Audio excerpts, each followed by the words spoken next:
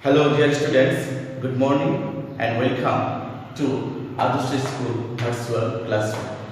This is Shapanchan Sarkar, your English teacher speaking. Dear students, today I am going to start my session specially for class 9. You know that you have a lots of grammatical item. Today I am going to teach you a new grammatical item, and that is tag questions.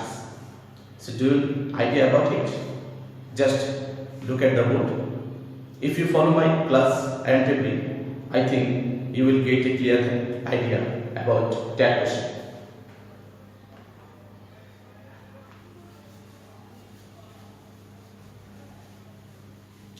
So today our topic is tag question.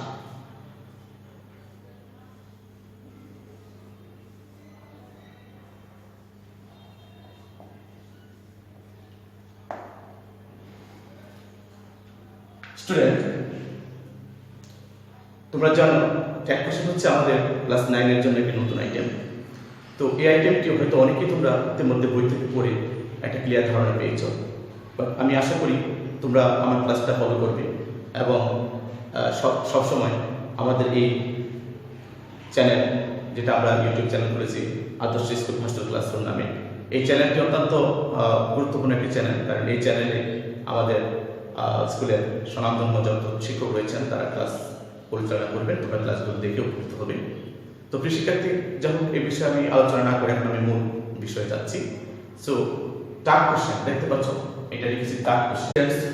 Before starting my main task I have a question. What is tag question? Do you have any idea about it? Actually tag question হচ্ছে আমরা দৈনন্দিন জীবনে অন্যের সাথে যে কথাবার্তা বলি, কোনো একটা বিষয়ে কথাবার্তা বলার সময় সেই কথাটির উপরে বা সেই বিষয়টির উপরে আমরা অন্যের মতামত যাচাই করতে চাই বা জানতে চাই। তাই কোনো একটা বিষয়ে যখন অন্যের মতামত যাচাই করি বা জানতে চাই, জানার জন্য যে ছোট প্রশ্ন জুড়ে দিই, সেই জুড়ে দেওয়া প্রশ্নটিকে বলা হয় ট্যাগ কোশ্চেন। আজকে আমরা সেই ট্যাগ কোশ্চেন সম্পর্কে কথা বলব। তো প্রথমে ট্যাগ কোশ্চেন করতে গিয়ে আমাকে কিছু নিয়ম জানতে হবে।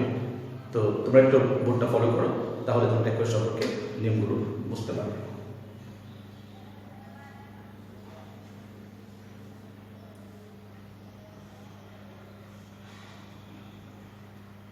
ট্যাগ কোশ্চেন করতে গেলে প্রথম আমার 3টা রুল বা নিয়ম জানতে হবে।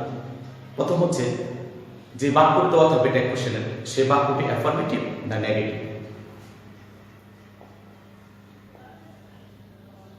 ডিয়ার স্টুডেন্টস, ট্যাগ কোশ্চেনে যে বাক্য দেওয়া থাকে সে বাক্যটি যদি অ্যাফার্মেটিভ হয় তাহলে তার অ্যান্সার বা উত্তরটি হবে নেগেটিভ। আর যদি কোশ্চেনটা অর্থাৎ প্রশ্নটা যদি নেগেটিভ দেওয়া থাকে তাহলে তার আনসার হবে অ্যাফার্মেটিভ।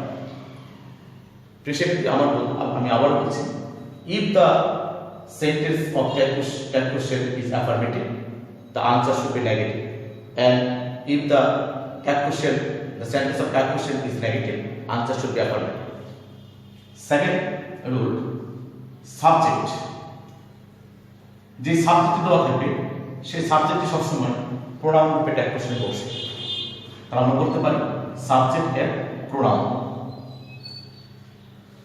তৃতীয়ত হচ্ছে ট্যাগ কোশ্চেনের যে ভার্বটি থাকে সেই ভার্বটি অক্সিলারি ভার্ব বা অপারেটর কিনা আমরা দেখব। যদি ট্যাগ কোশ্চেনের ভার্বটি অক্সিলারি ভার্ব বা অপারেটর থাকে তাহলে আমরা ট্যাগ কোশ্চেনের সেই অপারেটরই ব্যবহার করব।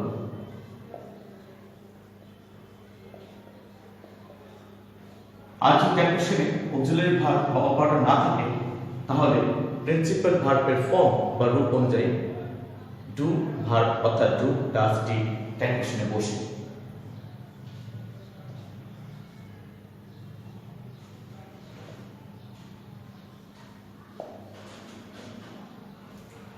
তো প্রিয় শিক্ষার্থী, এই 3টা হলো ট্যাগ কোশ্চেনের বেসিক রুল, অর্থাৎ তোমাকে এই 3টা রুল সম্পর্কে ধারণা থাকতে হবে। এখানে আসলে 3টা নয় 4টে রুল দেওয়া হয়েছে। একটা হচ্ছে বাক্য যদি অ্যাফার্মেটিভ হয় অ্যান্সারটা হবে নেগেটিভ, আর বাক্য যদি নেগেটিভ থাকে তাহলে ট্যাগ কোশ্চেন হবে অ্যাফার্মেটিভ। দ্বিতীয় রুলটি হচ্ছে যে সাবজেক্টটা দেওয়া থাকে সেই সাবজেক্টের প্রোনাউন ট্যাগ কোশ্চেনে বসে। এমন যদি হয় যে সাবজেক্টটা নিজের প্রোনাউন রূপে আসে তাহলে আমরা সেটাকে ট্যাগ কোশ্চেনে ব্যবহার করব। আর যদি সাবজেক্টটা প্রোনাউন না থাকে তাহলে প্রোনাউন বানিয়ে তাকে ট্যাগ কোশ্চেনে বসাতে হবে। তো আমি এখন সাবজেক্টকে কিভাবে প্রোনাউন বানাবো তার একটি ধারণা তোমাদের এখানে দিচ্ছি। প্রোনাউন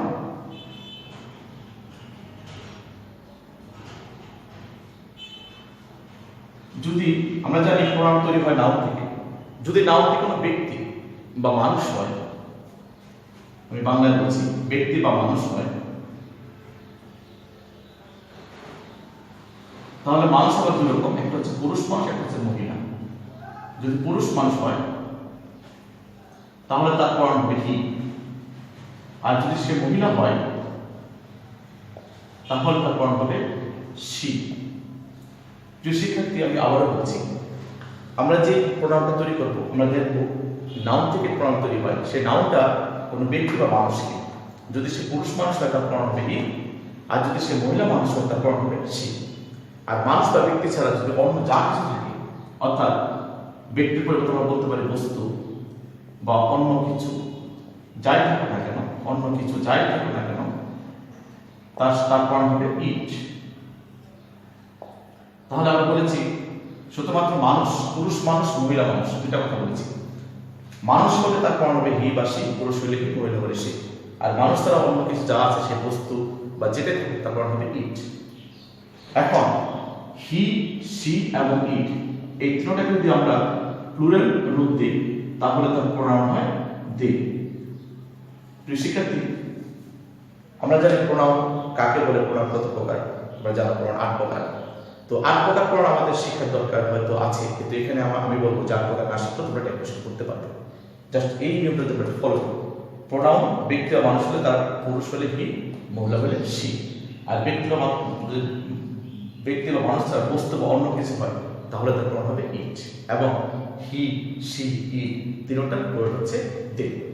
তাহলে আমরা আজকে প্রোনাউন কিভাবে বের করতে হবে সেটা সম্পর্কে একটা মনে ধারণা পেলাম। তো প্রিয় শিক্ষার্থী, আমি একটা কিছু বাক্য লিখব, এই বাক্যগুলো তোমরা একটু ফলো করো। এটা উদাহরণস্বরূপ আমরা লিখব সাস এস, যেমন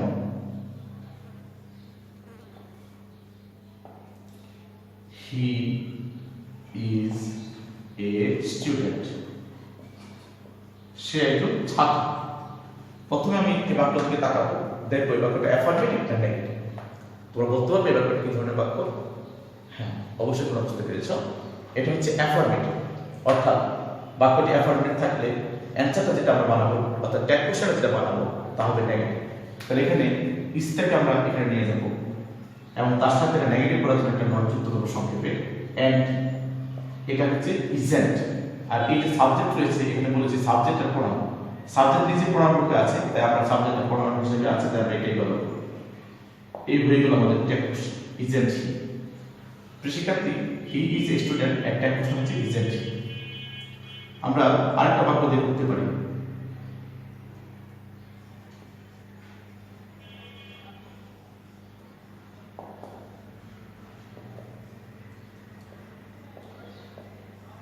Kamal is not happy, Kamal সুখী নয়। এই বাক্যের মধ্যে আমি নট ব্যবহার করেছি। তোমরা বলতে পারো এটা অ্যাফার্মেটিভ না নেগেটিভ? হ্যাঁ, এটা নেগেটিভ, কারণ নট, নো, নাথিং, নেভার, তারপরে not only, no sooner, neither, not, badly, scarcely, poorly, এগুলাকে বলে নেগেটিভ। তো এগুলো আমরা এখানে দেখলাম যে নেগেটিভ আছে, লিটল ফিউ, এগুলো নেগেটিভ। তো শিক্ষার্থী, যেহেতু বাক্যটা নেগেটিভ দেওয়া আছে তাহলে আমার অ্যান্সারে নট বসবে না, অর্থাৎ অ্যান্সার হবে অ্যাফার্মেটিভ। তাই ইজটাকে আমি নিয়ে আসবো অক্সিলারি ভার্ব ইজ। আচ্ছা, এখানে যে বলেছিলাম যে অপারেটর, মনে আছে আমাদের? এই অপারেটর, ইজ হচ্ছে সেই অপারেটর, এই হচ্ছে অপারেটর বা অক্সিলারি ভার্ব। তো অনেক সময় এটাকে অপারেটর বলা হয়, অনেক সময় এটাকে অক্সিলারি ভার্ব বলা হয়, অনেক সময় এটাকে হেল্পিং ভার্ব বলা হয়। এখানে আমরা এটাকে অপারেটর হিসেবে বলবো। ইজটা এখানে নিয়ে যাবো, তাহলে হবে নট, এখানে যাবে না, তাহলে অ্যান্সার হবে ইজ। আমরা জানি কামালের প্রোনাউন হচ্ছে হি, তাহলে অ্যান্সার হবে ইজ হি। কামালের প্রোনাউন হি, এটা আমি দেখালাম। কামাল যেহেতু একজন ব্যক্তি এবং পুরুষ, তার প্রোনাউন হবে হি। তো প্রিয় শিক্ষার্থী, তোমরা এই ভিডিওটা ভালো করে দেখো এবং প্রয়োজন আবার রিপিট করো এবং কথাগুলো শুনে বুঝে নেওয়ার চেষ্টা করো। আমি খুব স্লো করে তোমাদের ক্লাসটা পরিচালনা করবো, যাতে তোমাদের কিছু উপকার হয়। খুব বেশি তাড়াহুড়া করবো না, যদিও আমার সময় খুব লিমিটেড, 10 থেকে 15 মিনিটের মধ্যে আমার ক্লাসটা সম্পন্ন করতে হবে। প্রিয় শিক্ষার্থী, এবার আমি আরেকটা বাক্য যাচ্ছি, তোমরা একটু খেয়াল করে দেখো। Mina was a good girl। এখানে বাক্যটি অ্যাফার্মেটিভ, আমরা বুঝতে পেরেছি বাক্যের মধ্যে কোথাও নট বা নো বা নেগেটিভ জাতীয় কোনো ওয়ার্ড নেই, সেহেতু বাক্যটি অ্যাফার্মেটিভ, তাই আনসারটা করতে হবে নেগেটিভ। এবং এই বাক্যের সাবজেক্ট হচ্ছে বিনা, এটা হচ্ছে সাবজেক্ট। আমরা একটু বলেছিলাম যে ব্যক্তি বা মানুষের প্রণাম হবে হি বা সি, পুরুষ হলে হি আর মহিলা হলে সি। যেহেতু বিনা একজন মহিলা বা নারী, তার প্রণাম হবে সি, তাহলে এখানে ওয়াজটা যাবে অপারেটর, তাই ওয়াজেন্ট সি, wasn't she। লাস্টে একটা প্রশ্নবাচক দিতে হবে, একেবারে note of interrogation. Note of interrogation না দিলে এটা কোশ্চেন হবে না, কারণ একটা কোশ্চেন। তো প্রিয় শিক্ষার্থী, can I clean the board? Yes. আমি আরো কিছু বাক্য লিখছি, যেমন নাম্বার 4 দিয়ে লিখতে পারি রান্না, ইটস রাইস। রানা ভাত খায়। তো প্রথমে আমাদের এই বাক্যটি অ্যাফার্মেটিভ আছে, তাই নেগেটিভ করতে হবে, এবং সাবজেক্ট প্রনাউন রানা, রানার পর হচ্ছে হি, আমরা জানি। তারপর দেখব এই বাক্যের মধ্যে অপারেটর বা অক্সিলারি ভার্ব আছে কি। এই ভার্বটি আমরা দেখেছি যে এটা একটা অক্সিলারি ভার্ব নয়, এটা একটা প্রিন্সিপাল ভার্ব বা মূল ভার্ব। তাই এই ভার্বটির জন্য আমাকে এটা ডু, ডাজ, ডিড একটা দুবার ব্যবহার করতে হবে। তাই আমি যেহেতু এটা ইটস রয়েছে, এক্ষেত্রে আমি ডাজ ব্যবহার করব, তাহলে হবে ডাজেন্ট। রানা এর পর হবে হি, তাই আনসার হবে ডাজেন্ট হি।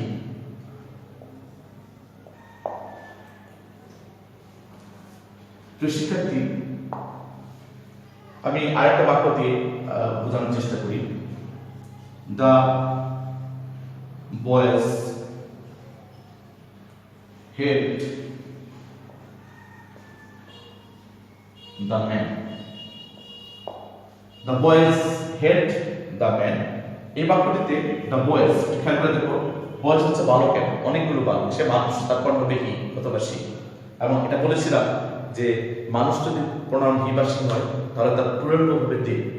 তাই এখানে বয়েজ অনেকগুলো বালক, এটা প্লুরাল রূপে রয়েছে বা প্লুরাল নাম্বার রয়েছে, তাহলে তার প্রনাউন হবে দে। এবং এই ভার্বটি একটি অপারেটর না, এটা একটা প্রিন্সিপাল ভার্ব, তাই তার জন্য আমি ডু, ডাজ, ডিড, এখান থেকে ডিড সিলেক্ট করব। যেহেতু বাক্যটি পাস্ট রয়েছে, তাই আমি ডিড সিলেক্ট করব। তাই আর বাক্যটি অ্যাফার্মেটিভ, তাই নেগেটিভ করতে হবে, তাই অ্যানসার হবে didn't they.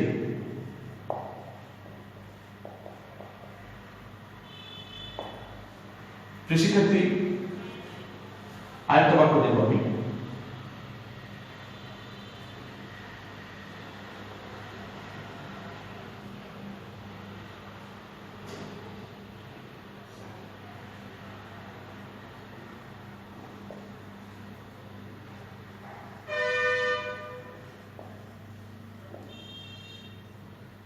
The students have not made a noise। এই বাক্যটিতে আমি দেখব the students, এটার সাবজেক্ট হচ্ছে, এটা হচ্ছে সাবজেক্ট, এর প্রনাউন হচ্ছে they। বাক্যটি নেগেটিভ রয়েছে, তাই অ্যানসার হবে অ্যাফার্মেটিভ, এবং এখানে একটা অপারেটর রয়েছে হ্যাভ। তাই প্রিয় শিক্ষার্থী, এটার অ্যানসার হবে haven't they। যে স্টুডেন্টস, তোমরা হয়তো ইতিমধ্যে ট্যাক্টর সম্পর্কে কিছুটা ধারণা পেয়েছ। এগুলো সবগুলোই ছিল এতক্ষণ যেগুলো করিয়েছি অ্যাসার্টিভ সেন্টেন্সে। এবার আমি একটা নতুন আর্টিভ সেন্টেন্স ট্যাক্টর কিভাবে করতে হয় তা তোমাদের এখন আলোচনা করবো। তা হচ্ছে ইম্পারেটিভ।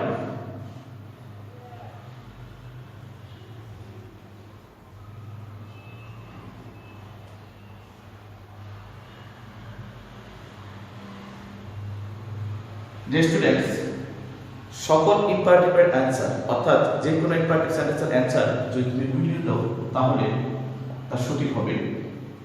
তবে উইল ইউ ছাড়াও ইম্পারেটিভ অ্যান্সার ওন্ট ইউ হতে পারে, ক্যান ইউ হতে পারে, ক্যান্ট ইউ হতে পারে, ওড ইউ হতে পারে, ওডেন্ট ইউ হতে পারে। তাহলে আমরা এখানে যত অ্যান্সার, আমরা যদি একটা কমন অ্যান্সার ব্যবহার করি যে সকল ইম্পারেটিভ অ্যান্সার উইল ইউ দিই, তাহলে আমরা সঠিক অ্যান্সার লিখতে পারবো। এবার শুধু একটি মাত্র বাক্য, সেটা হচ্ছে তোমাদের দেখা হচ্ছে শ্যাল বি।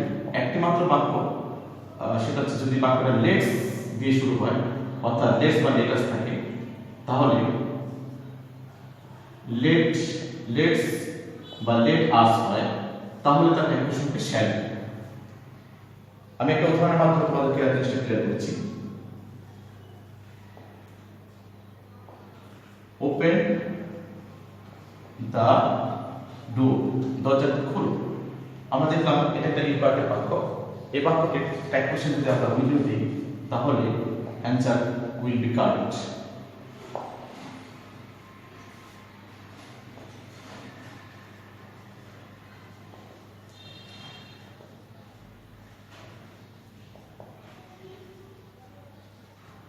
এটার অ্যান্সার হবে উইল ইউ। প্রিয় শিক্ষার্থী, আমরা দেখলাম সকল ইম্পারেটিভ অর্থাৎ ওপেন দ্য ডোর এটা একটা ইম্পারেটিভ বাক্য, তার অ্যান্সার দিয়েছি উইল ইউ, জাস্ট এটা দিয়েছি। ডোন্ট মেক এ নয়েজ এটা একটা ইম্পারেটিভ বাক্য, তার অ্যান্সার দিয়েছি উইল ইউ।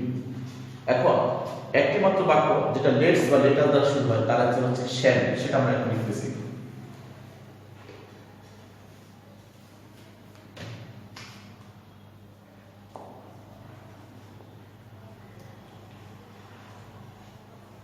লেটস গো, চলো আমরা বাইরে যাই, এটার অ্যান্সার হচ্ছে শ্যাল।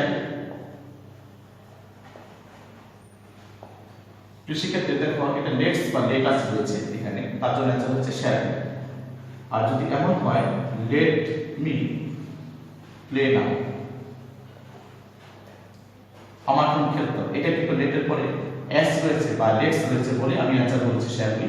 আর এটা কিন্তু লেটের পরে লেটস বা লেটাস নেই, রয়েছে মি, তাই এটার অ্যান্সার হবে উইল ইউ।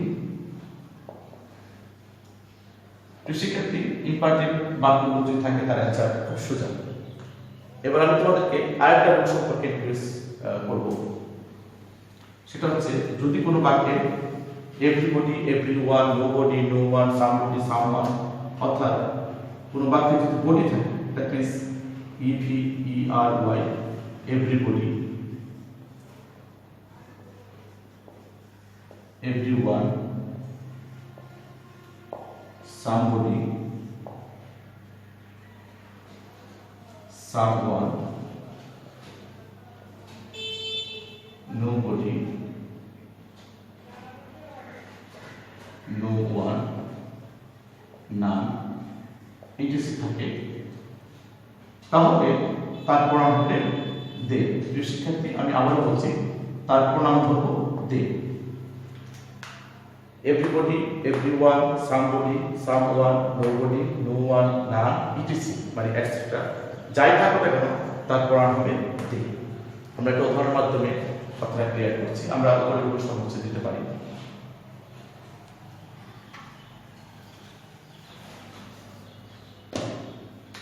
such as,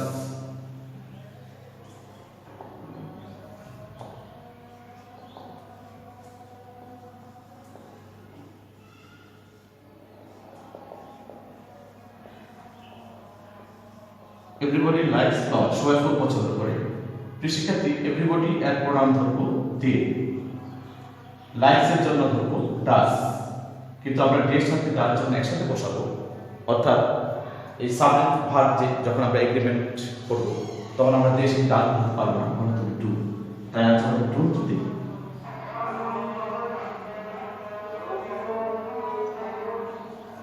প্রিয় শিক্ষার্থী, এখানে একটা কনসেপ্ট হয়ে গেল, এভরিবডি লাইকস ফ্লাওয়ার, আমি মুখে বলছি, এটা অ্যান্সার হচ্ছে ডোন্ট দে। তার মানে আমি যদি আরেকটি বাক্য দিই,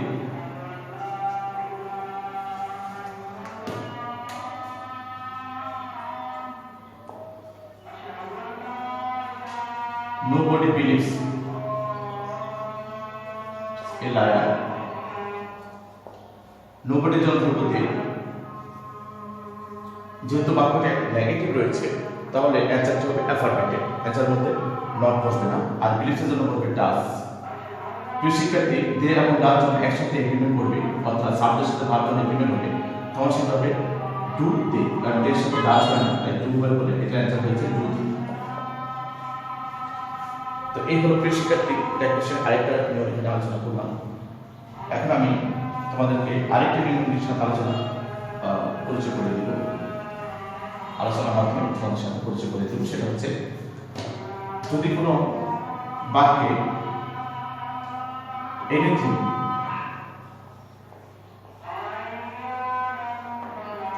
something, nothing, anything, something, nothing, everything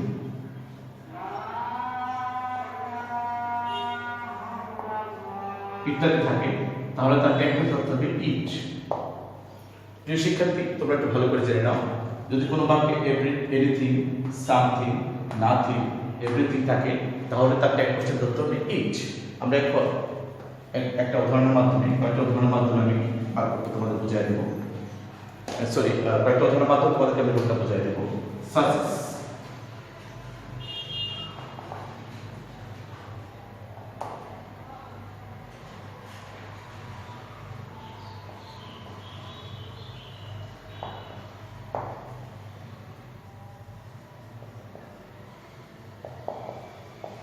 nothing is impossible. So প্রিয় শিক্ষার্থী, নাথিং এর প্রনাউন ধরবো আমরা ইট, এখানে ইজ রয়েছে, আর নাথিং হচ্ছে এটা নেগেটিভ, তাই অ্যান্সার মধ্যে কোনো নো বা নট বা নেগেটিভ কোনো শব্দ বসবে না, তাই অ্যান্সার হবে is it.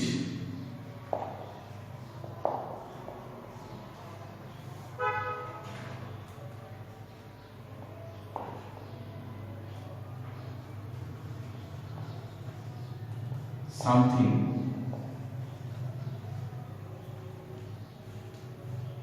has done by him. Something has done by him. Something এর জন্য এখানে আমি এটা ধরবো ইট, আর এখানে হ্যাজ অপারেটর রয়েছে, যেহেতু বাক্যটি অ্যাফার্মেটিভ তাই অ্যান্সার হবে নেগেটিভ, তাই এটা অ্যান্সার হবে হ্যাজন্ট ইট।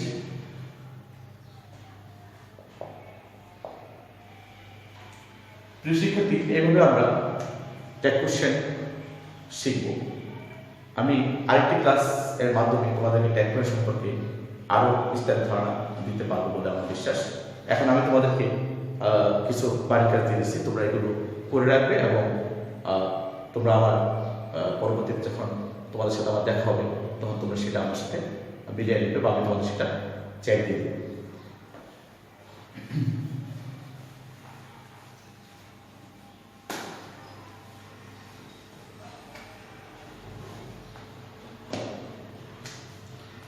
তো তোমাদের আজকের বাড়ির কাজ, প্রিয় শিক্ষার্থী, আজকে আমি কিছু বাড়ির কাজ দিচ্ছি তোমাদের।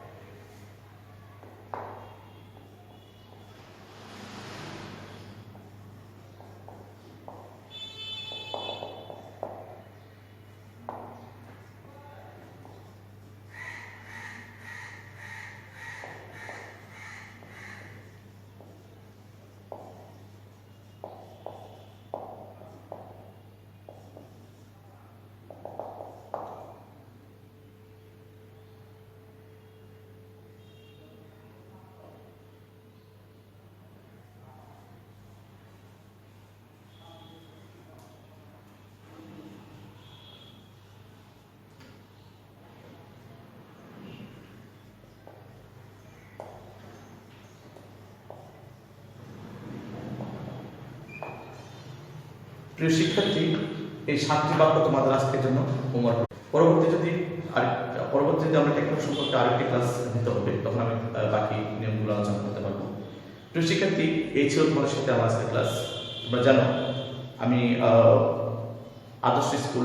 আমাদের আদর্শ স্কুল থেকে একটি চ্যানেল, ইউটিউব চ্যানেল খোলা হয়েছে, যার নাম হয়েছে আদর্শ স্কুল ভার্চুয়াল ক্লাসরুম। আমি ঠিক প্রথমে আমার ক্লাসে প্রথমে আমি সেটা আলোচনা করেছিলাম, এখানে দেখিয়ে দিয়েছিলাম, লিখেও দিয়েছিলাম। প্রিয় শিক্ষার্থী, আমার এই ক্লাসটি যদি তোমাদের ভালো লাগে তোমরা লাইক, কমেন্ট এবং শেয়ার দিও এবং একই সাথে তোমরা ক্লাসে জয়েন করবে। আর আমাদের এই স্কুলের যে চ্যানেলগুলো হয়েছে সেখানে আমি ছাড়াও আমাদের আরও অনেক স্বনামধন্য শিক্ষক, ইংরেজি, গণিত, বাংলা এবং অন্যান্য সাবজেক্টে যারা শিক্ষক রয়েছেন তারাও ক্লাস করবেন। তোমরা সেই ক্লাসগুলো ফলো করবে এবং ক্লাসগুলো সবসময় তোমরা সে বাসায় প্র্যাকটিস করবে। ঘর থেকে বের হই তাহলে মাস্ক করে বের হবো, আমরা আতঙ্কিত হবো না, আমরা সাবধান থাকবো। তো আজকে তোমাদের জন্য এখানে শুভ বিদায়। Good bye everybody, thank you.